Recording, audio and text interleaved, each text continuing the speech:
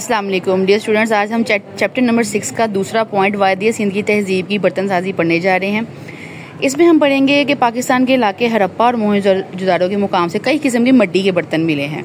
आसार कदीमा की रिपोर्ट के मुताबिक ज़्यादातर घरों में पोटर्स व्हील मौजूद है। पोटर व्हील्स आप समझते हैं, जो वो कुम्हार का चक्का जिसको राउंड राउंड घुमाते हैं और बर्तन बनता है। इस दौर के लोग अपनी रोज़मर्रा ज़िंदगी और बर्तनों के इस्तेमाल के मुताबिक इनको मुख्तलिफ साइज़ और शक्लों में बनाते थे।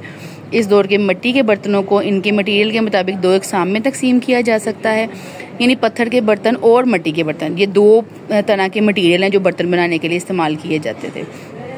वादिया सिंध के इलाके में पत्थर की अदम दस्तयाबी से ये अंदाज़ा लगाया जाता है कि बर्तन बनाने के लिए पत्थर दूसरे इलाकों से दरामद किया जाता होगा। पत्थर के बर्तनों को किसी चीज़ को पीसने या तेल के जार के तौर पर इस्तेमाल किया जाता था, जबकि मिट्टी के बर्तन वादिया सिंध की अहम खसूसियात हैं। इस दौर में करीबी दरिया की जरहेज़ मिट्टी को मिट्टी के बर्तनों के लिए इस्तेमाल किया जाता था, जो मुतअद्दिद इक़साम की शक्लों और डिज़ाइनों में बनाए जाते थे।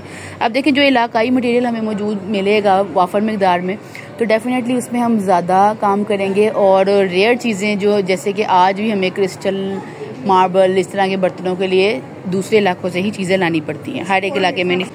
अच्छा जी, मिट्टी के बर्तनों के दो अहम मकासद बयान किए जाते हैं। एक घरेलू इस्तेमाल के लिए, डोमेस्टिक यूज़, दूसरा मजहबी मकासद और जनाजों के लिए। अच्छा, अब देखिए, पुरानी हम तहजीबें देखते हैं तो कब्रों में से बड़े बर्तन और ये वो निकलते हैं, तो वो कब्रों में भी साथ दफनाते थे कुछ बर्तन। उनका ख्याल था कि मरने के बाद ये दोबारा से जिंदा होगा, जब उठेगा तो उसे भूख लगेगी, तो वहाँ खाने की चीज़ें या सोने की से भरे हुए मटके ये वो मौजूद होने चाहिए। ठीक है, ये तो हम मात है जैसे भी हम। घरेलू मिट्टी के बर्तनों का इस्तेमाल अनाज, तेल और यहाँ तक के फसलों को ज़हीरा करने के लिए किया जाता था, जबकि इस दौर की कब्रों की खुदाइयों के दौरान एक बड़ी तादाद ऐसे बर्तनों की मिली है जो मुर्दों के साथ दफन किए जाते थे, जिनका ताल्लुक मजहबी या जनाजों के लिए बनाए गए बर्तनों से था।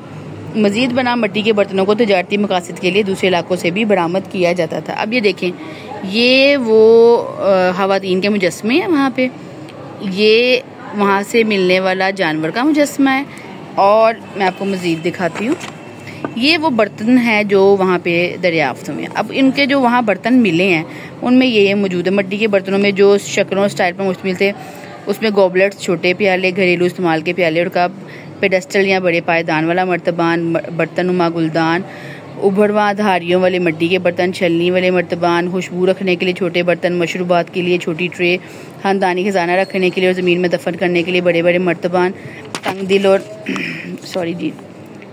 तंग गर्दन और लंबी शक्ल के मर्तबान, गोल या नुकीली बुनियादों वाले मर्तबान, इन्हें मुर्दों के साथ दफन करने के लिए इस्तेमाल किया जाता था।